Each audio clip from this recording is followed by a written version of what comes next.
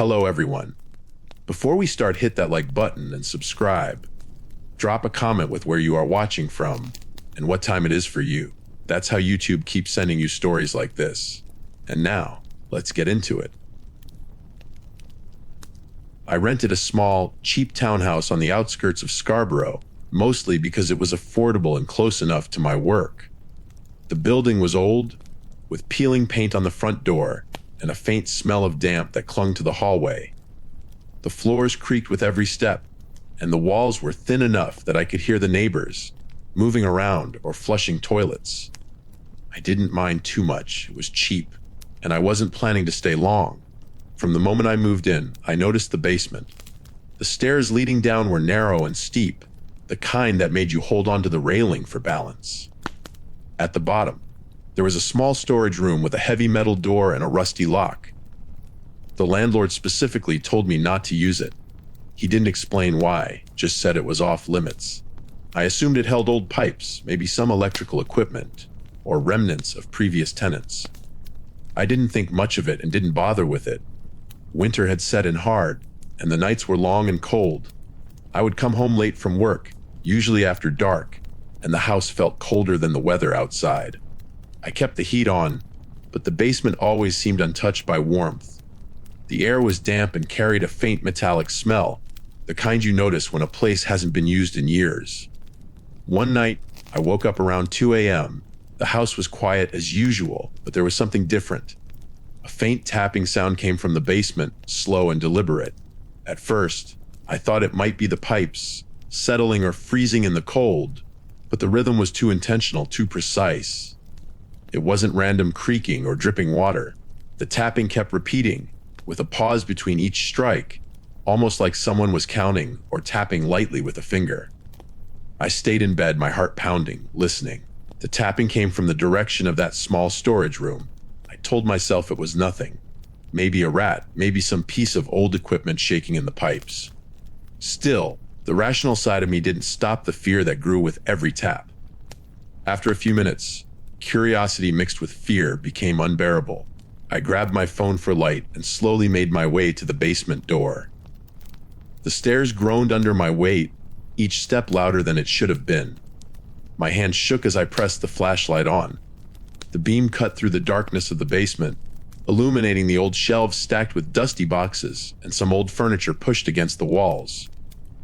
I froze when I reached the storage room door. The tapping had stopped. Silence filled the basement, so complete it made me jump at every small noise. The hum of the heater, the wind against the windows, the faint drip of water somewhere in the corner. I crouched down to look under the door, shining the flashlight through the narrow gap at the bottom. My stomach sank when I saw it. A shoe. One shoe resting on its side, the way it would look if someone was sitting on the other side of the door. My mind raced. There was no way anyone should be there. The door was locked from the inside, and the landlord had assured me no one else had access to this basement. I stared at the shoe for a long moment. Then I heard it, breathing. Slow, steady, deliberate. It wasn't coming through the walls, it was coming from behind the door, right there in the storage room. My heart slammed in my chest. Every rational thought screamed at me to run, but my legs felt frozen. The sound of the breathing was soft but unmistakable, steady enough that I could tell someone was sitting or crouching just out of sight. I stumbled backward, nearly tripping over the bottom step, and ran upstairs. I didn't look back, didn't pause to think. My hands fumbled as I turned on every light in the house, the fluorescent hum of the kitchen and living room lights barely calming the raw panic coursing through me. I grabbed my bag, my coat, my keys, and started throwing things inside, my mind racing with 1,000 worst-case scenarios. I couldn't call the police, not yet. I didn't know if anyone could get in the house from outside. Maybe the landlord had lied about it being locked. Maybe there was a way someone had gotten inside without me knowing. I could hear my own breathing, loud and ragged. My heart hammering in my ears as I stuffed clothes into the bag. The house felt wrong. Every shadow in the corner of the room looked like movement. Every small sound made me jump. I ran through the townhouse one last time, checking the doors and windows, making sure I wasn't missing anything. The basement stayed quiet, But I couldn't bring myself to look back at the storage room. I didn't care about what could be in there. I just wanted to get out. I drove away that night, my hands gripping the steering wheel so tightly that my knuckles went white. I didn't turn on the radio. I didn't stop to eat. I just kept driving, keeping my eyes glued to the road ahead. The streetlights flickered past, and I noticed the cold winter air pressing against the windows, the way the fog of my breath settled inside the car. Every time I thought I might calm down, I pictured that shoe lying sideways behind the door and that slow, deliberate breathing. By the time I reached a motel several miles away, I could finally let myself relax a little, though sleep was impossible. I sat in the cheap room, double-locked the door, and stared at the pale glow of the streetlight coming through the curtains. I didn't turn on the TV, didn't try to distract myself. I just sat, wide awake, imagining that basement and what could have been hiding behind that locked door. The next morning, I packed the rest of my things. I didn't stop to look around the townhouse. I didn't leave a note or even tell the landlord I was leaving. I paid the last month's rent in cash, stuffed my bag in the car, and drove off, taking every item I owned with me. I didn't look back. I never went back to that townhouse. I never called to ask what was in that storage room, and I never spoke to the landlord again. The thought of that basement, that small locked room, and the slow, intentional tapping haunted me for weeks. Even now, months later, I get chills thinking about it. I don't know if anyone was living down there, or if someone had found a way in without me knowing, but I learned one thing clearly. Some doors are locked for a reason, and some rules, no matter how inconvenient, are worth following. I finally settled into a new place, one that felt safe, one with a basement I didn't need to think about. I keep the lights on at night and avoid quiet, empty rooms. I tell myself it's over, but every time I hear a faint tapping somewhere in an old building, or even in my own apartment, I feel the memory of that night in Scarborough creeping back. It's not a story I tell often, and it's not something I ever want to experience again, because there's a part of me that knows some things are real, and some dangers don't need explanation to be terrifying. That townhouse, that basement, and that small locked storage room with the shoe sideways on the floor taught me a lesson I'll never forget. Some doors are meant to stay closed, and some sounds, no matter how quiet, are worth running from. I left Scarborough that night and never returned, and I made sure that whatever was in that basement stayed there, behind that lock, far away from me. I didn't need proof. I didn't need understanding. I just needed to be gone, and that's exactly what I did. The memory is still sharp, still makes my stomach turn, and I know I'll carry it with me forever. I'll never forget the slow tapping, the sudden silence, or the sound of breathing coming from a place that was supposed to be empty.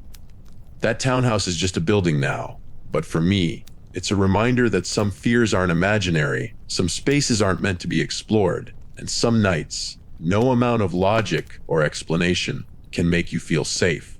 I never went back, and I never will.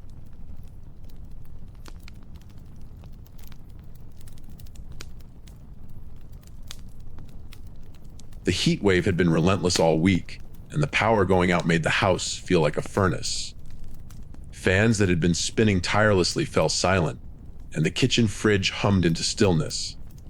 I had my phone in hand, using the flashlight to navigate the thick darkness of the basement, which was always a little unsettling even in daylight. The inverter covered some of the main rooms upstairs, but the basement lights were completely out, leaving the concrete stairs the old support beams, and the scattered boxes barely visible. I could feel the stickiness of sweat on my back and the heat radiating from the walls as I made my way down. The basement had always been cluttered. Shelves lined the far walls, stacked with jars of old screws, dusty paint cans, and other tools that rarely got used. There were cardboard boxes, some labeled, some not, piled in haphazard towers along one side, creating shadowed corridors. I had moved some boxes before when looking for the fuse box, but tonight, the darkness made everything feel different, almost heavier. I could hear the low hum of the house settling, the occasional creak of wood, and the faint buzz of flies trapped somewhere near the old windows at the top of the walls. It felt oppressive, the kind of heat and darkness that made time slow down. I had already found the fuse box once, but tonight I needed to check it more carefully. The flashlight in my hand was the only thing keeping the basement from swallowing me whole. I turned toward the wall I knew held the main panel, my footsteps echoing slightly on the bare concrete. Then, as I pivoted to get a better angle, a glint caught my eye. A small reflection off a hinge peeked through a narrow gap between two stacked boxes. My heart skipped a beat. I froze, staring at it. I had lived in this house for years. I had been in this basement countless times. That wall was supposed to be solid, just concrete, unbroken except for the main doorway I used to come down. And yet, there it was, a door I had never noticed before. I felt my chest tighten. I crouched slightly, edging toward the boxes to get a closer look without bumping them over. There was no handle, nothing to grip, but I could see a faint shadow of a seam running around the edges of the door. My hand trembled slightly as I tested the gap, pushing gently with my fingers.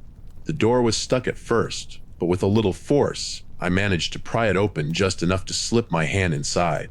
The air that came out of the opening was hotter than the rest of the basement, stale and thick, with a faint metallic smell I couldn't place. I squinted my flashlight into the opening. Inside was a small room, only about 4 feet by 4 feet, completely empty except for a single chair placed in the center.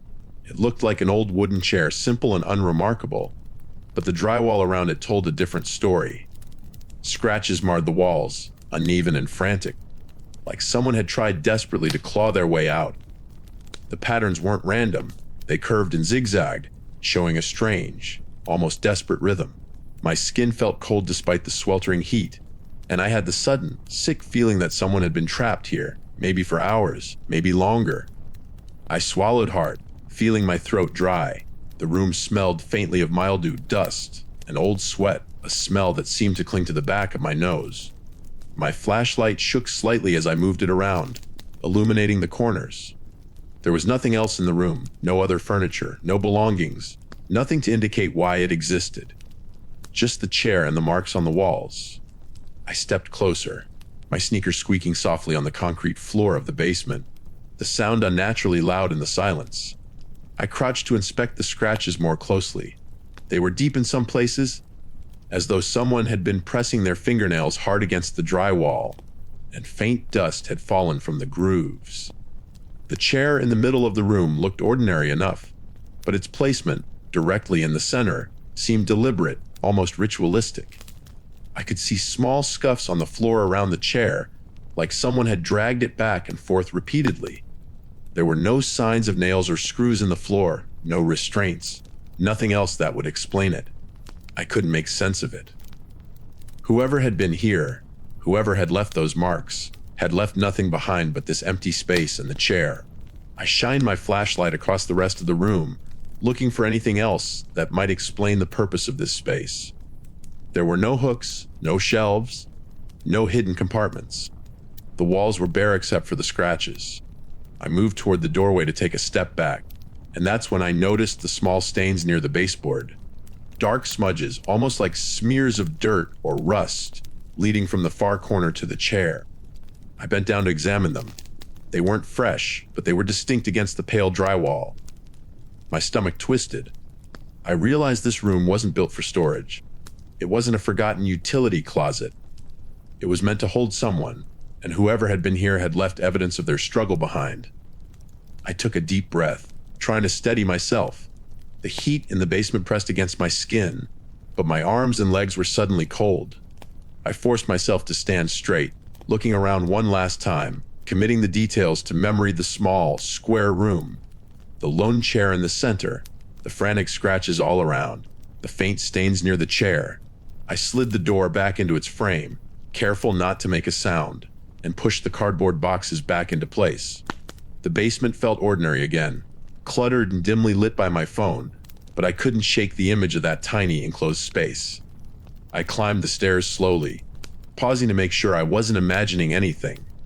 The air upstairs felt soft in comparison, cooler because of the breeze from the open windows. I wiped my forehead with the back of my hand, trying to shake off the lingering unease. I went to the kitchen and checked the fuse box again, making sure the connections were secure, trying to rationalize what I had seen. There was no logical explanation for the hidden room. The house wasn't that old, and I had been meticulous about inspecting the basement over the years. Whoever built it had created that space intentionally and carefully, concealing it behind walls and boxes. It had clearly been used at some point, and the marks left behind made it impossible to pretend it had been empty forever. The rest of the night passed uneventfully, the heat pressing against me in waves as I tossed and turned in bed, my mind returning again and again to the basement. By morning, the sunlight streaming through the curtains made the house feel ordinary, almost cheerful. I decided to inspect the basement in daylight, to be sure I hadn't imagined it. Sure enough, the boxes shifted when I moved them, revealing the seam of the door. The chair was still there, faded and dusty, and the scratches on the walls were just as sharp as they had been in the dark. I took careful measurements, noted the square dimensions, and studied every detail. There was no question now. That room was real, and someone had been trapped there. I spent the next few days researching, checking old blueprints, city permits, anything that might explain the space. There was nothing. No record of a hidden room in the house, no renovation notes, no mention of the space in any inspection report. It was as though it had been deliberately erased from memory. I decided to remove the chair, clean the walls, and seal the door as best as I could. I wanted to leave it behind, to erase the evidence, but I kept a mental record of everything I had seen. Every scratch, every stain, every scuff on the floor. I told myself I would not investigate further, that some parts of a house's history were better left alone. Weeks later, I could walk past the basement without the same immediate sense of dread. The heat had broken, the lights were working, and the house felt normal again. Yet, whenever I thought about that small hidden room, my skin would still prick. I knew what it had been used for. I knew what had happened there, and I knew that nothing in the house would ever be truly ordinary again. But I also knew I had made it through, and that knowledge, small, quiet, and stubborn, was enough to bring a kind of uneasy closure. The room was part of the house's past, a secret that had been revealed, examined, and finally contained. I could live with that, and in the end, that was enough.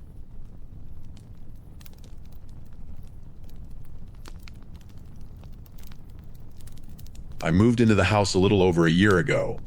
It wasn't anything fancy, just a modest two-story with a basement that felt typical for an older home. The floors were concrete, the walls a dull gray, with the usual smell of dampness that basements always seem to have. Nothing about it stood out at first except that one corner. One corner of the basement floor wasn't smooth like the rest. Someone had patched it, maybe to fix a crack, but it wasn't even with the rest of the floor. It was slightly raised, uneven, and the concrete looked newer than everything else. I didn't think much of it at the time. Uneven concrete isn't uncommon. I walked past it 1,000 times without noticing anything else. It started slowly. The first night I really noticed something. It was just after 3 a.m. I woke up to the sound of a dull thud. I thought maybe it was settling or my mind playing tricks on me. Then I heard it again. Thud, drag, thud. It was a slow, deliberate sound, like something heavy being pushed across the floor. I froze. The sound came from the basement. I live alone. The house was silent except for the hum of the refrigerator in the kitchen. I told myself it was probably just a pipe or some weird house noise. The next night, I couldn't sleep. I sat on the couch with the lights off, straining my ears. I didn't hear anything at first, but when the clock hit 3:02, it started again. Thud, drag, thud. It was coming from that corner, the uneven patch. I couldn't see anything, and I didn't want to turn on a light and break the quiet, so I grabbed my phone and hit record. I left it running for almost 10 minutes, listening to the dragging and thudding, trying to convince myself it was nothing. When it stopped, I let out a breath I hadn't realized I was holding. The next day, I played the recording. I put it on my laptop, turned the volume all the way up, and filtered out the static. That's when I heard it. A faint, desperate voice underneath the dragging. It said, "Help." Just once, barely audible, but clear when I focused on it. I stared at the screen in disbelief. I rewound it, listened again. Yes, it was there. I couldn't explain it. I've always been skeptical.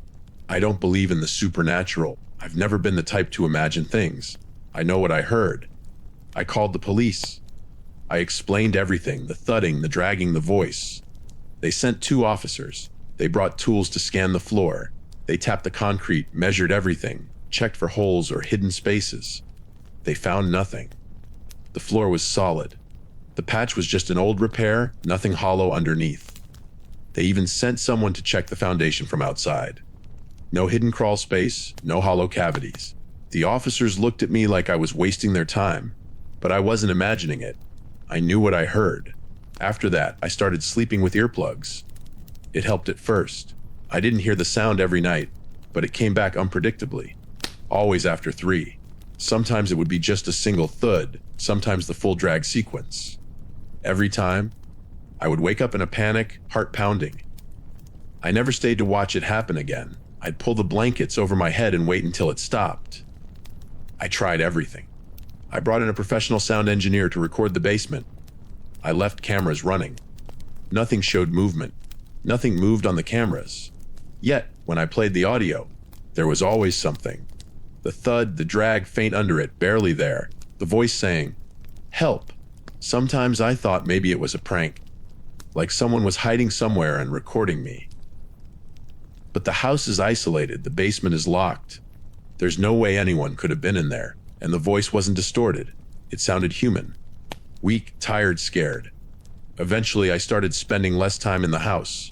I avoided the basement completely. I stopped going down to grab laundry at night. I left lights on in the living room, so I wouldn't have to go anywhere near it after dark. I even considered moving, but everything else about the house was fine, and I hated the idea of leaving without answers. The thudding would sometimes happen during the day, faintly, but mostly it waited for 3 in the morning, like it had a schedule. Months passed. I became numb to the fear. I accepted it as part of life, a strange, unexplainable thing that belonged to the house. But then one day, I noticed something. I had been staring at the patch, thinking about it as I often did, and I realized there was a small crack along the edge, almost invisible unless you looked close. I didn't touch it at first, just stared. The crack ran along the uneven concrete, almost like a seam. I got a flashlight and knelt down. There was a small gap, maybe an inch wide. Not enough for a person to fit through, but enough for something small to hide, maybe. I got a crowbar. I carefully chipped away at the edge, slowly, not wanting to damage the rest of the floor. After an hour, I had lifted the corner enough to see underneath. There was a cavity not big, maybe a foot deep and a couple of feet long, just enough for a box or a small container. Inside was old torn cardboard, dusty and decayed. I dug deeper with my hands. That's when I found it. A small, worn recording device, one of those old tape recorders. Someone had hidden it there. The tape inside was still intact. I played it. It wasn't me imagining things. The tape had the sounds I'd been hearing. The thud, the drag, and the voice, recorded and layered over. Someone had made the noise intentionally. Someone had been recording a voice saying, "Help," and the dragging was fake, created by moving something heavy across the floor over and over. It was a setup, a prank, or maybe something meant to scare whoever lived here. I don't know why. Whoever did it had access to the basement and knew exactly when I would hear it. The house itself had nothing strange about it. I removed the device, destroyed it, and filled the cavity with concrete. I doubled, checked the basement, taped over the patch completely, and never went near it after dark again. The sound stopped. The voice was gone. I sleep normally now. I still think about it sometimes, about how someone went to the trouble of planting that device, how meticulous they were. It was terrifying, but it wasn't supernatural. It was real, human, calculated, and that made it worse. Now, when I walk past that corner of the basement, I see nothing but concrete, but I remember. I remember the thud, the drag, the faint voice asking for help, and I remember the relief when I finally understood what it was. Nothing hidden under the floor. Nothing alive. Just a person's plan left behind. I don't go down at 3 anymore, and I sleep easy. The house is quiet. It's just a house. Finally, just a house with concrete floors and one patch corner. Nothing more.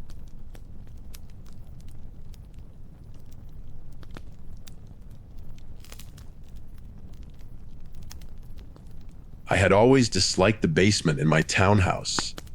It wasn't dark in a spooky way, and it wasn't unusually large, but there was something about it that never felt right. The concrete floor was cold and rough underfoot, and the walls were bare except for the faint stains from years of moisture seeping through. There was a strange smell that I had ignored for months, a metallic, almost coppery odor that seemed strongest near the drain in the corner. I assumed it was rusted plumbing. That's the only explanation that made sense to me. I had lived in older houses before. Plumbing smells weren't unusual. I never thought to worry too much. The drain was an old, circular metal fixture set into the concrete, not much bigger than a dinner plate. Water sometimes pooled around it after heavy rains, or when I washed the floor, and it always smelled sharp, chemical metallic. I tried cleaning it a few times with a brush, but the smell never went away. One weekend, I decided to give it a proper cleaning. I had gloves on, a small bucket, and some basic tools. I unscrewed the drain cap carefully, expecting the usual sludge of dust, hair, and soap residue that any old basement drain collects. When I lifted the cap, the smell hit me all at once, stronger and more sour than I had ever noticed. It made my stomach turn. Underneath, the water wasn't clear. It had a brownish tint, murky enough that I couldn't see the bottom of the pipe.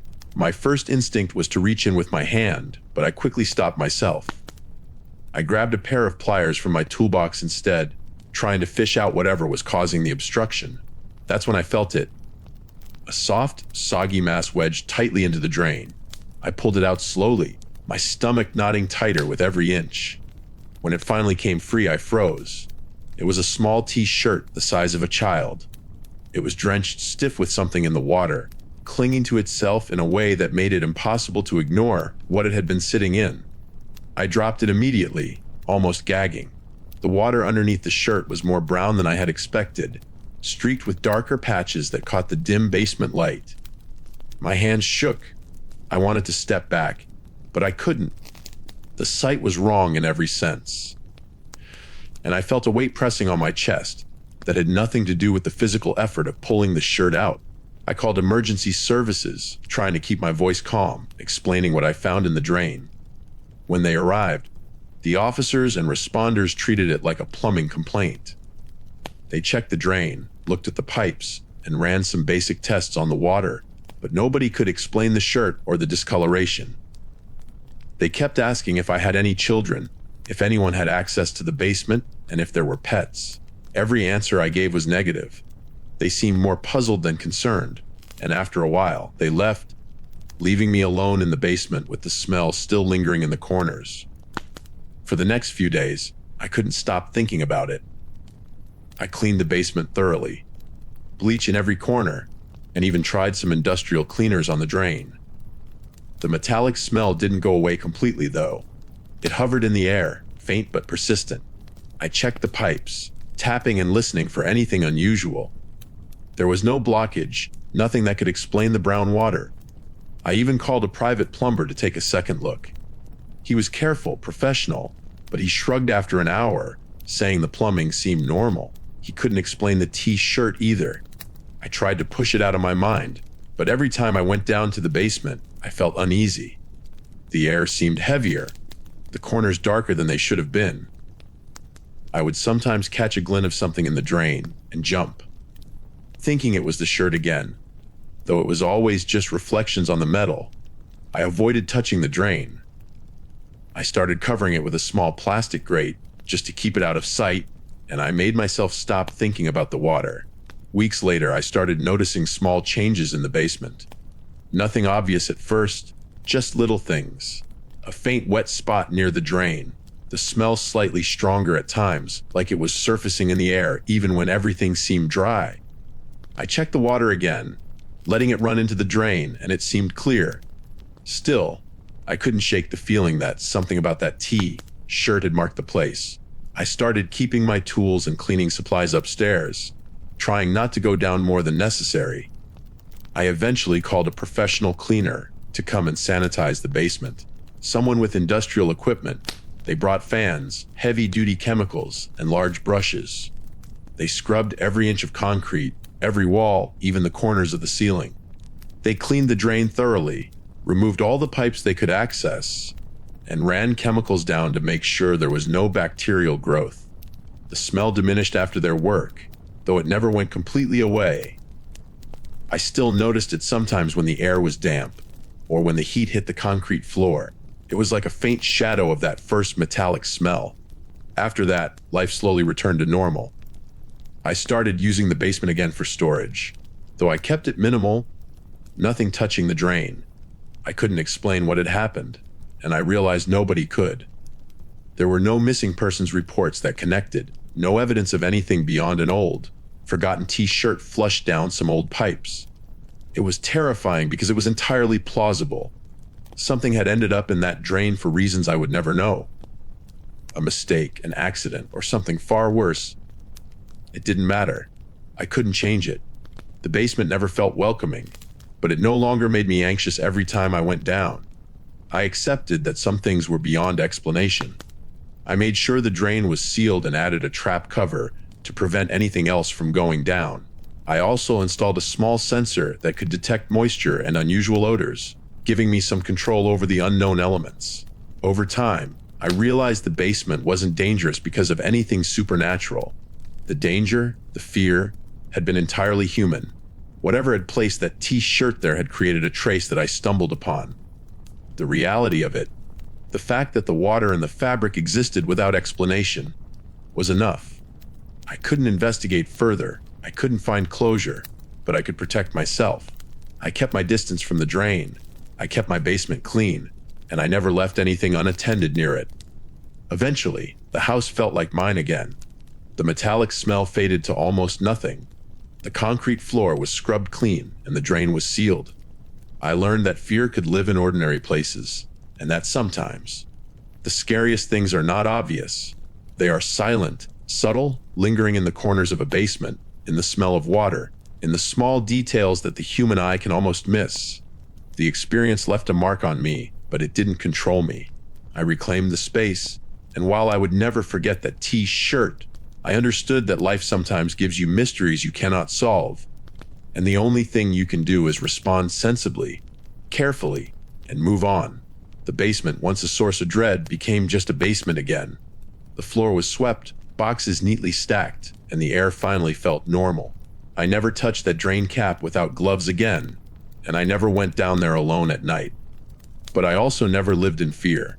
The metallic smell became nothing more than a faint memory, a warning that life is full of strange traces left behind, and that sometimes the world's mysteries are real, but not unsolvable. They are just part of ordinary life, in the most unsettling way possible. In the end, I accepted that some questions would remain unanswered. I did what I could, cleaned, sealed, monitored, and then I let it go. The basement had its story, and I had mine. I moved forward knowing that being careful, vigilant, and aware of small details was enough to reclaim ordinary spaces from extraordinary unease. The house, the basement, the drain, they were all just part of life now, quiet and harmless, as long as I respected the unknown and left it alone. The metallic smell never returned fully, and the basement never scared me again. I learned how much control a person really has, even in situations that seem inexplicably disturbing. The shirt, the brown water, the odor, they stayed a memory, a sharp reminder of how fragile our sense of normalcy can be. But the house was mine, the basement safe, and I could finally rest without that heavy weight pressing on my chest every time I stepped down the stairs. It took time, but I recovered my sense of security. The basement's secret would remain unknown, but I no longer needed to know. I had done everything I could. I had faced it, acted responsibly, and survived the unease. And that, I realized, was enough.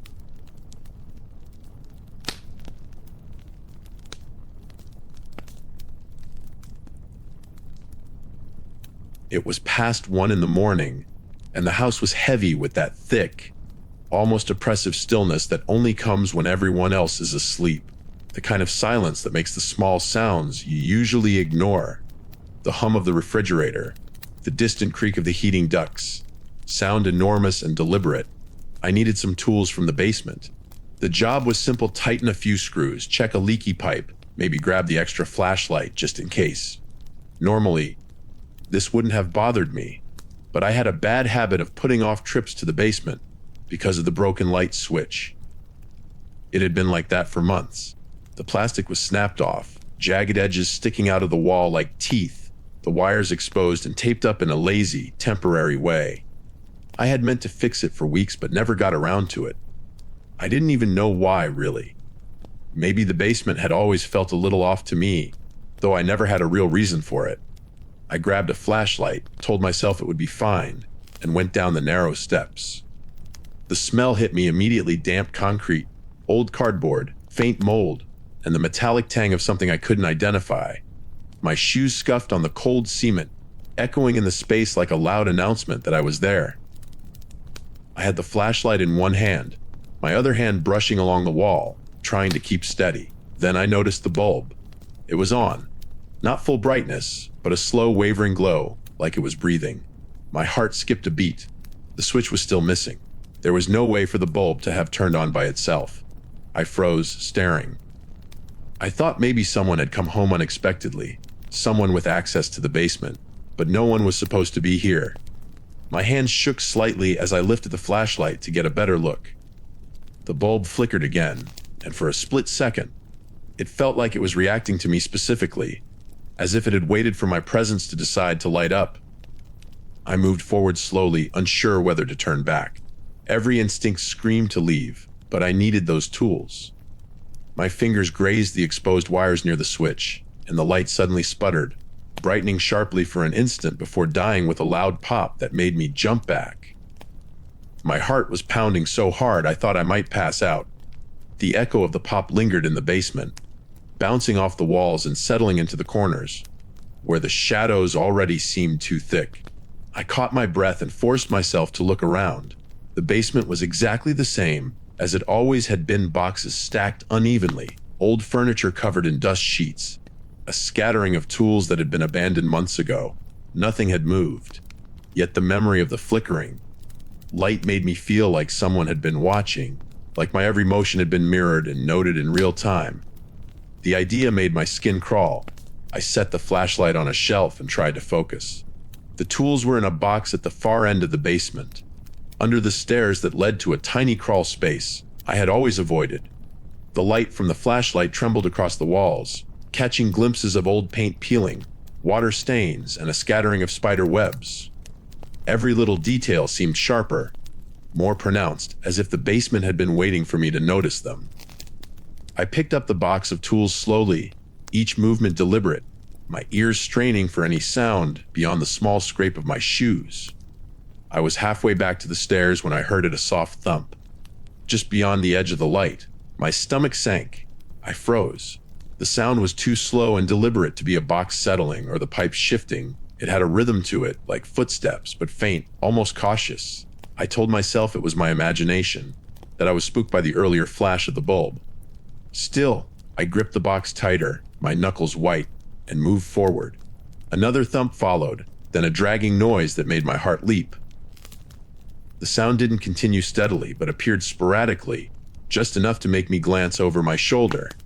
Every time I did, the shadows seemed to stretch a little farther, darker, denser. Finally, I reached the top of the stairs. My hands slick with sweat despite the chill in the basement. I turned to leave, and that's when I saw it, or thought I did. A corner of the room, behind a stack of old cardboard boxes, seemed to shift. My first reaction was disbelief. My mind raced, searching for a rational explanation. The boxes had settled. Maybe a breeze from the small basement window stirred them. I told myself that over and over. My chest was tight, and I could feel the adrenaline buzzing through my veins. I picked up the pace, taking the stairs 2 at a time. The flashlight bounced in my hand, illuminating the rough cement wall and the occasional pipe. My ears were ringing from the earlier shock of the bulb. Halfway up, I slipped slightly on a patch of damp cement, my box clattering to the floor. Tools spilled, clanging, and the sound was deafening in the otherwise quiet basement. My heart was in my throat. I crouched quickly to gather them, each tool feeling impossibly heavy in my hands. I couldn't shake the sense that something was right behind me, just beyond the reach of the light. The shadows seemed too dark, the air too cold, though the basement had never been uncomfortably chilly before. It was a suffocating feeling, a weight pressing down on my chest. Finally, with the tools back in the box, I ran the last steps and slammed the basement door behind me. My breathing was ragged, my hands still shaking. I leaned against the door, letting my body absorb the relief that I had made it out. I told myself it was all mechanical. Flickering wires, a tired bulb, my imagination running wild. Rationally, I knew the basement couldn't have changed overnight. The broken switch and the exposed wires hadn't suddenly become alive, and yet the sensation of being watched hadn't left me. It lingered, the memory of that brief, unnatural light, the sound of the thumps, the shadows stretching further than they should. I didn't go back down that night. I didn't go back for the next few weeks either. Instead, I called an electrician during the day, someone I could trust to check the wiring and the fixture properly. When he arrived, I followed him down the basement, watching every movement. He tested the circuit, checked the connections, replaced the broken switch, and finally replaced the bulb entirely. The basement looked the same, just like it had every day, but this time the light worked without hesitation. It was still hard to shake the memory of that night. The basement didn't feel different, and nothing tangible had happened to prove there was ever a problem beyond the faulty wiring, yet I felt a strange, lingering unease for days. I started keeping the basement door closed at all times, even during the day, and I made sure my flashlight always had fresh batteries. Gradually, the tightness in my chest eased, and I could walk past the basement without stopping. Months later, I would sometimes think back to that night, the way the bulb had flared when I reached for the switch, the way it had died with that sharp, violent pop. I could rationalize it now. Faulty wiring, an electrical surge, maybe even a loose connection that reacted unpredictably. But even so, I could never forget the feeling that had crawled up my spine in that split second, the sensation of being observed, the way my own reactions had felt mirrored and tracked.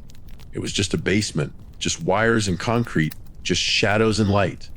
But for me, it had been enough to leave a mark. I fixed the wiring, I fixed the switch, and the basement became just a basement again. Tools went back in their boxes, the floor was swept, and the walls, patched and cleaned, no longer seemed alive in the dark. Still, I never stayed down there longer than I had to.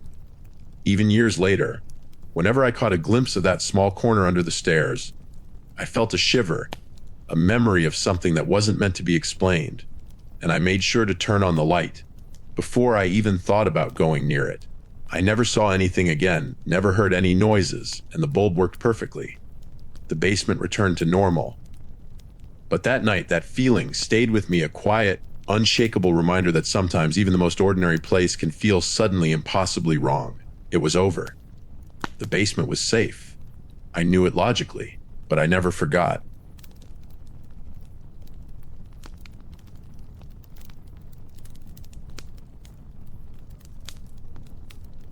I had been working on renovating our basement for weeks. It was one of those old houses where the basement felt more like a dark cave than part of a home, with low ceilings and concrete walls that were cold to the touch. The original plan was simple: remove the old paneling, fix the uneven concrete floor, patch cracks in the walls, and add better lighting. I had bought some cheap LD fixtures, a few gallons of paint, and a new set of shelves to organize tools and supplies. Most of the time, I was alone down there, moving furniture, mixing paint, and hammering things together, and I didn't mind it. It was just a project. But one evening, something happened that made me stop in my tracks. I was crawling around on the floor, patching a crack with a concrete filler, when I noticed the Wi-Fi icon on my phone showing full bars. That alone didn't seem too strange at first, but the truth was that our router upstairs barely reached the basement at all. Normally, I had to sit at the top of the stairs, just to get a decent signal, and the basement corners were dead zones. The idea of full bars in the middle of the floor made me frown. I set down the trowel and pulled up the network settings on my phone to check. There it was, sitting at the top of the list like it belonged there. B1. Camera, unit, marked as active. I stared at it for a long time, scrolling through all the other devices connected to the network, thinking I might be imagining things. But the device was real. I had never installed any kind of camera, smart device, or sensor anywhere in the basement. My wife hadn't either, and we didn't have any contractors working in the house recently. The location tag on the network settings said it was coming from inside the basement. I sat there on the floor, heart starting to pound, looking around. The basement was empty. Well, mostly. There were old shelves, some boxes stacked along one wall, a water heater, a furnace, and a few scattered tools. I moved closer to each wall, inspecting for anything out of place. The concrete walls were bare, except for the cracks I had been patching, and the shelves had nothing unusual on them. There were no wires, no cameras, no small devices hidden in corners or behind boxes. I even checked the ceiling and the corners of the floor where shadows pooled. Nothing. I felt a creeping sense of unease as I walked through the space. My mind started running through possibilities. Could it have been some kind of smart home device I forgot about? A forgotten security system. But I had checked everything before, and nothing matched that name. My stomach tightened. Whoever had put a camera there would have had to hide it perfectly, and it would have had to connect to the Wi-Fi without leaving any visible trace. I thought about the times I had been down there alone. Every evening, sweating, bending over the floor, mixing paint. Did someone watch me? It made my skin crawl. I decided to be careful and not move too much yet. I went back to my phone and refreshed the network settings. The device was still there, active, connected. I scrolled through more options, trying to see if it had any control panel or open ports I could detect. Anything that could help me identify where it was. Nothing. It was just sitting there. A signal coming from somewhere in the basement, with no physical trace I could see. The next thing I tried was simple but nerve-wracking. I shut off the power to the entire house. I flipped the main breaker and felt the lights die across every room. The basement went completely dark, the only light coming from the tiny glow of my phone. I refreshed the network list immediately. The B1 camera unit had disappeared. No trace. Nothing. It was gone like it had never been there. I felt a mix of relief and fear. The relief came from the immediate disappearance, but the fear didn't leave me. It had been real. I had seen it, and I still didn't know where it had been hiding. After that night, I spent hours combing the basement, looking for anything that could explain it. I checked behind the shelves again, removed panels of drywall, even examined the furnace and water heater closely. I opened every vent and cavity I could reach. Still nothing. Not a single piece of equipment, wire, or device. It was impossible. I couldn't shake the feeling that I had missed something, that it could have been tiny, hidden inside some gap or recess I couldn't see. I even crawled into the crawl space that ran under one part of the basement, flashlight in hand. Nothing. Just dirt, pipes, and the echo of my own breathing. The following days were tense.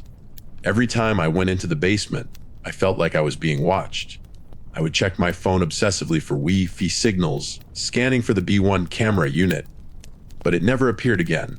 I installed additional lighting, rearranged boxes, and even put motion sensor cameras in the corners of the basement.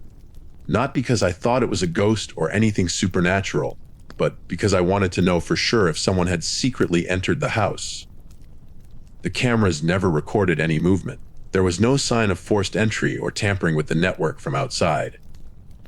Eventually, I called a professional network technician to inspect the system.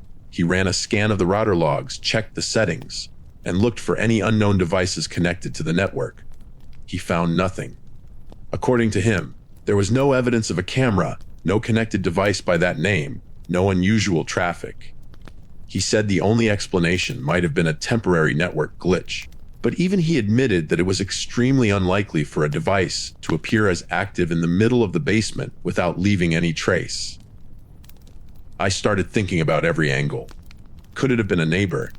Someone with a drone? Some advanced device that could connect through walls? I ruled most of that out too. Our walls are concrete and thick, the kind that block signals, and I live in a quiet residential area where no one would reasonably hover a drone over my house at night. It didn't make sense, and the more I thought about it, the more I realized that whatever it was, it had been able to hide in plain sight in a place. I spent hours working every day. After weeks of tension, I made a decision. I couldn't leave it to chance. I installed a proper drop ceiling, sealed every visible gap in the walls, and added protective covers over the utility areas. I reinforced the wiring and routers, so that any new device trying to connect would trigger an alert immediately. I spent extra time organizing the basement so that nothing could be hidden, nothing could fit in unnoticed. I checked every box and corner multiple times, making sure the basement was completely under my control. Eventually, life returned to normal. The sense of unease lessened, and I continued the renovation work without incident. I painted, installed shelves, organized tools, and finally finished the basement. I now have a clean, well-lit space with no dark corners, and I keep my phone handy whenever I go down there. I never saw the B1 camera unit again, and I still don't know where it came from or how it connected to the network. I've realized that part of the horror wasn't the device itself, but the knowledge that someone, somewhere, could have been watching me without my awareness. The feeling of being completely exposed in a place I thought was private was far worse than any physical threat. The basement is safe now, or as safe as it can be, and the renovations made it comfortable to work in, but I never stop checking my phone when I go down there. The memory of seeing full Wi-Fi bars in the dead zone and a mysterious device connected from a hidden corner I never found stays with me. It's a reminder that sometimes the most terrifying things are the ones you can't see or explain. And even when you think you've solved the problem, you might never really know what was there. The important thing is that I took control, reinforced the space, and made sure that if anything like that ever happened again, I would know about it immediately. The basement is mine, the space is secure, and while the memory lingers, it no longer controls me. I finished what I started, turned the basement into a functional part of my home, and finally felt a sense of closure. The strange device may have disappeared, but I'm confident that I won't be caught off guard again.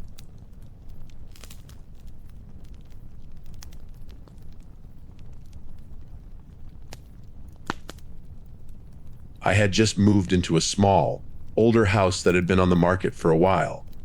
It wasn't much, but it was mine, and I was excited to settle in. The basement was typical for a house of its age. Low ceilings, concrete floors with cracks in places, and dim, dusty corners that smelled faintly of mildew. Against one wall stood an old deep freezer, large, white, and heavy, its exterior scratched and yellow with age. It was unplugged, and when I opened it, it was empty. The previous tenants must have left it behind. I didn't think much of it and left it there, assuming it was just a forgotten appliance that had outlived its usefulness. At first, the basement was quiet, silent except for the occasional hum of the refrigerator upstairs or the creaking of the house settling. I didn't spend much time down there except to store boxes and clean a bit. The freezer remained shut, unconnected, forgotten in the corner, as if it were just part of the concrete wall it leaned against. A few weeks after moving in, one night I was heading downstairs to grab a box of tools I had left there. It was late, the house completely silent, and the air in the basement was cooler than the upper floors, a damp, heavy cool that made my breath slightly visible. As I walked past the freezer, I thought I heard a faint rattling, like ice shifting inside. I froze and listened. There it was again, a soft, uneven rattle, followed by a slight thunk. My first thought was that it was impossible. This freezer was unplugged. Nothing could be moving inside. Nothing could make frost appear inside an unpowered freezer. I shook my head, tried to convince myself it was just my imagination, the settling of the old metal, or perhaps the pipes somewhere in the walls. But the sound pulled me closer. I opened the freezer slowly, my hands trembling slightly, and shined the flashlight from my phone into the interior. The inside was now coated with frost, not just a little moisture or a few frost streaks like you might expect in a fridge left in a cold basement. It was thick, uneven frost covering every surface. I stepped back instinctively. How was this possible? The freezer had been unplugged the entire time. I leaned in closer and then froze completely. Written in the frost, as if someone had drawn it with a finger, were the letters D-O-N-T. The letters were jagged, deliberate, almost perfectly formed in their unevenness. I slammed the freezer shut, my heart hammering in my chest, and taped the edges with packing tape, pressing it as firmly as I could to avoid it opening again. I told myself it was probably some kind of frost pattern forming naturally, an illusion, or maybe I had noticed smudges I hadn't seen before. But no matter how much I tried to rationalize it, The handwriting was far too deliberate. I didn't sleep that night. Every time I closed my eyes, I could see the frost, the letters, the deliberate strokes. The next day, I went to check the freezer again in the cold light of morning. I opened it slowly. The frost was gone, but I noticed something else. Inside the freezer, on the metal bottom, were small scratches. They weren't deep, but they looked deliberate, like someone had scraped the metal with their fingernails. My stomach turned. I wiped them with a cloth, cleaned the frost, and tried to convince myself it was a one-time anomaly, something left by the previous tenants that had reacted to the cold basement air. But even as I tried to rationalize it, I felt a tight knot in my chest. Over the next week, I avoided the basement as much as possible. Boxes and storage cluttered the main floor, but I had no choice sometimes but to go down there. Each time I passed the freezer, I noticed subtle things. A faint smell, metallic and cold, would sometimes hang around the corner where it stood. Dust had shifted slightly on top of it, as if someone had brushed against it. And the rattling continued, though now it was faint, irregular, almost like the metal itself was quietly moving. I started documenting everything. I took pictures of the frost, of the letters, of the scratches. I noted the times I heard the rattling. I checked the temperature and humidity in the basement, measured air currents, anything that might explain it. Nothing made sense. There was no power running to the freezer. The basement temperature was steady. There was no moisture coming in through the walls or the floor. Everything suggested the frost should not have formed, the letters should not have appeared, and the rattling should not have been happening. One night, a week later, I had to go down to retrieve a box I had stored. I turned the basement light on, the bulb casting harsh shadows across the concrete floor. I walked past the freezer, hesitant, and reached for the handle. The rattling began again immediately, louder this time, uneven, like something heavy being pushed against the walls of the freezer. I swallowed hard and opened it. Inside, the frost had returned, thicker than before, and the letters had changed slightly. This time they read LEAV. My hands shook violently as I shut it again and taped it even more securely than before, wrapping the freezer with several layers of tape, pressing it firmly against the floor so it couldn't move. The next morning, I decided I couldn't leave it in the basement. It was too disturbing, too unpredictable. I arranged for a professional to remove it. The movers came old, careful, and loaded the freezer into the truck. I watched from the top of the stairs, keeping my distance, feeling the basement seem to exhale as it lost the heavy presence of the appliance.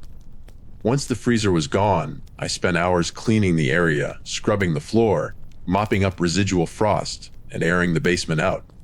After that, the rattling stopped completely. The smell disappeared. The basement felt normal again. I didn't hear any strange sounds, see frost, or find any scratches. It was just a basement again, cold, concrete, and empty. Over time, the memory of those nights felt like a bad dream, though the images of the frost and the letters stayed in my mind. I never found out why it happened. No electrical anomaly, no hidden compartments, nothing explained the frost forming in an unplugged freezer or the deliberate words appearing on its walls. Whatever it was gone once the freezer was removed and the basement returned to normal. I continued living there, and eventually, I felt safe again. I told myself some things are better left unexplained, and that I had done everything I could to remove the source. The basement, once heavy and tense, was now just another storage space, quiet and unremarkable. And for the first time in weeks, I could go down there without that sense of dread pressing on my chest. It wasn't perfect. It would never feel completely normal again. But I had cleared the strange presence, dealt with the source, and finally regained control of my own space.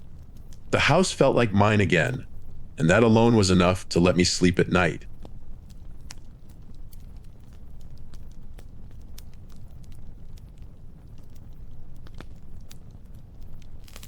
When I first moved into the house, I didn't pay much attention to the basement. It was old, sure, and the air smelled a little musty, the kind of smell that comes from a combination of damp stone and old wood. The stairs leading down were narrow and steep, with the wood creaking under even the lightest step. There were cobwebs in every corner, and dust thick enough that you could see footprints from years ago, frozen in time on the concrete floor. The walls were made of rough, gray stone, cold to the touch, and I could see faint cracks running up and down them, little traces of age and wear that spoke of a long, slow settling of the house over decades. The light fixture above the stairs had a single bulb, small and dim, which flickered whenever the wind outside shifted. I never liked being down there for long, so I mostly ignored it, storing boxes of old clothes and books I didn't want upstairs. It wasn't until the first night I stayed home alone that I noticed something was off. I had gone down to grab a toolbox because a cabinet in the kitchen needed some tightening. The air felt colder than usual, and my footsteps echoed in a way that made it seem much larger than it was. I didn't think much of it at first. Old houses creak and groan all the time. But then, just as I was reaching for a wrench, I heard a faint rattling from the corner. My first thought was the wind moving something, or perhaps a mouse knocking over a tin can. I froze, listening. The sound came again, soft but deliberate, like something inside the walls moving around. I told myself it was just pipes or the old plumbing settling, though my stomach twisted a little. I turned on the light, trying to shake off the unease, and walked slowly toward the sound. That's when I noticed the freezer. It was old, white and bulky, pushed up against the far wall. It wasn't plugged in. In fact, it hadn't been for years. The previous owners had left it behind, and I never bothered to hook it up. But as I approached, I realized the rattling was coming from inside it. The metal surface vibrated faintly, and I could hear a soft clinking noise like ice shifting, though I knew there was no ice inside. My heart started to beat faster. I took a step closer and, almost against my better judgment, opened the freezer. The hinges groaned as the door swung open, and a cold, dry mist escaped, clinging to the air in front of me. Frost had formed along the interior walls, thick and solid, glinting under the weak light. I knew it was impossible. The freezer wasn't plugged in. It shouldn't have been cold at all, and yet here it was, frozen solid, as if it had been running for hours. I backed up slowly, staring at it, my hands trembling. That's when I noticed the writing. Someone, or something, had traced letters into the frost. I leaned closer, my breath catching. The letters were clear and deliberate. Diont. Just that one word stark against the white frost. My first instinct was to slam the door and run upstairs, but I couldn't move. My mind tried to rationalize it. Maybe the previous tenants had left some residue. Maybe the frost had formed naturally somehow. But I knew that was ridiculous. Frost doesn't spell words by itself. I slammed the freezer door shut, and the rattling stopped. For a long time, I just stood there in the dim light, my back against the wall, listening. The basement was silent now, except for the faint hum of the house settling. I forced myself to breathe, trying to calm down. I told myself it was probably just a prank left behind by someone. Maybe some leftover frost from years ago that had somehow shifted. My rational brain fought my fear, but I couldn't shake the feeling that I wasn't alone in that basement, that something had been moving just out of sight while I was upstairs. I decided to sleep with the door locked that night, leaving the basement door closed. But over the next few days, the freezer seemed to call to me. Every time I went down for anything, I felt that cold draft before I even saw it. I could swear the air around it was colder than the rest of the basement, sharper, heavier. I started cleaning the basement, hoping that doing something physical would distract me. I moved boxes, swept the floor, and even tried scrubbing the frost off the freezer door. It kept coming back, though, overnight, thin at first, then thicker. I stopped going down there alone. I brought lights, my phone, and even a friend once to check it out, though I didn't tell them what I had seen. We didn't find anything unusual, just an old, unplugged freezer in a dusty basement. But at night, when the house was quiet, I could hear the faint rattling again. Sometimes it was just a soft click, other times it sounded like ice shifting inside a container. Weeks went by, and I started to notice other things too. My tools would be moved slightly when I left them near the freezer. Small scratches appeared along the concrete floor near the corners, almost like scuff marks, though I lived alone and never dropped anything. The writing never returned, but the feeling of being watched persisted. I began to schedule my cleaning in the daytime, forcing myself to be downstairs only when the sun was up. I learned to listen to the sounds of the house. recognizing which creaks were normal and which weren't. One evening, after a particularly long day at work, I decided I had to do something. I took a crowbar and opened the freezer fully, pulling out the drawers and shelving. I scrubbed the interior with a strong bleach solution, melting the frost as much as I could. I left a small heater on in the basement, pointed directly at the freezer, and went upstairs. That night, I slept more soundly than I had in weeks. The next morning, I went down to check my work. The frost was gone. The freezer was just a cold, empty box, old and unplugged. The basement smelled of bleach and dust instead of must and fear. For the first time in weeks, I felt calm there. I moved some boxes closer to the freezer, covering it partially, and even added a lamp in the corner. The rattling didn't return. The air felt normal, and the scratches never came back. I never fully understood what had happened in that basement. Maybe it was the house settling, strange air currents causing frost to form oddly, or maybe my imagination had filled in details when I was tired and anxious. I'll never know for sure, but what I do know is that after I took control, faced it directly, and made the space my own, the fear lifted. The basement was just a basement again, a quiet, old part of my house that smelled like stone and dust, nothing more. I could go down there without my heart racing, without a sense of unease, and finally, after months of tension, I felt like I truly owned my home. In the end, the freezer remained there, old and empty, but harmless. I learned to respect the house's history, to be careful and aware, but not to let fear control me. The basement, once a place of dread, became just another part of my life, quiet and uneventful. I could use it, store things, clean it, and for the first time, I felt safe there. The rattling never returned, the frost never came back, and the word, "Diont," faded from my memory as the basement settled into normalcy, silent and still, just an old basement in an old house, exactly what it should have been. It took time, patience, and attention, but in the end, I reclaimed that space. And the relief of walking down those stairs without fear was one of the most real, satisfying feelings I've ever had.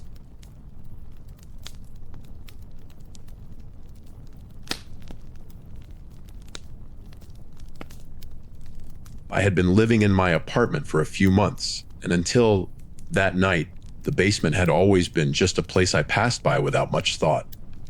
The building was old, a 3-story structure built sometime in the 50s, with peeling paint and narrow hallways that smelled faintly of mildew. The basement itself was accessed by a narrow wooden staircase tucked behind a door in the corner of the kitchen. I had always assumed it was just a storage space, used mostly by tenants for keeping old boxes, bikes, and things no one really wanted to throw out. It never seemed particularly menacing. It was just dark and a little musty. I had a habit of avoiding it, mostly because it felt like an extra effort to go down there for anything. That night, it was around midnight, and I had just finished putting my dishes away. I realized I needed a tool I had stored in the basement months ago. The screwdriver was somewhere down there, buried in a small toolbox. I remembered the last time I used it, leaving the toolbox in the far corner next to the water heater, half buried under some boxes. I told myself it would be quick, a simple 5-minute trip. I opened the basement door. The smell hit me immediately, damp and earthy, the kind that comes from concrete that has soaked up decades of moisture. The air was colder than upstairs, almost biting at my skin.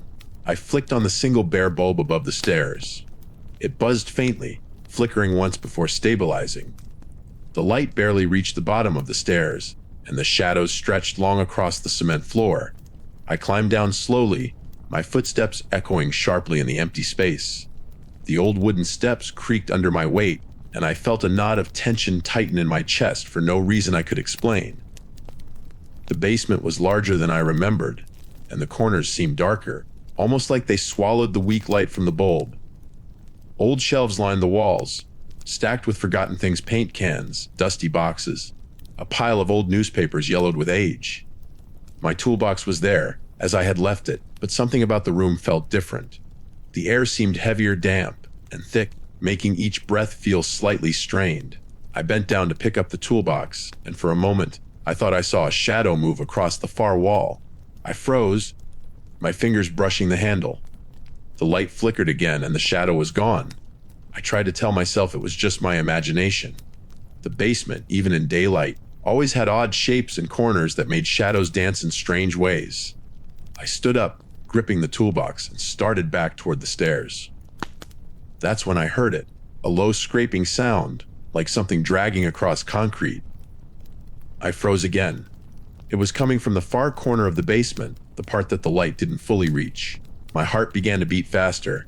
I told myself it was probably a box or a piece of wood shifting, maybe settling in the old concrete floor. Still, the sound continued, slow and deliberate. I couldn't see anything moving, but the noise was persistent, like something large was dragging itself just out of view. I started walking slowly toward the stairs, keeping the toolbox in front of me. Each step felt loud, exaggerated in the silence. The scraping stopped for a moment, then started again, this time closer, almost right next to me. My mind raced. I remembered reading about basements in older buildings being infested with rats or stray animals. That must be it, I thought. Rats, or maybe a raccoon, had somehow found its way in. But something in my gut told me it wasn't small. The weight and tone of the sound suggested something heavier. I reached the bottom of the stairs and began climbing slowly, my hands gripping the railing. That's when the air seemed to change. It felt tighter, almost like the room had contracted. My skin prickled with the kind of unease that doesn't go away with logic. The buzzing of the light above the stairs grew louder in my ears, then quiet, then silent. I was halfway up when I heard the scraping again, this time right below me, under the stairs. I froze, my body locked in place, staring down at the dark space beneath the steps. It was a small triangular shadow, just a dark patch in the corner. But I felt its presence like a weight pressing against my chest.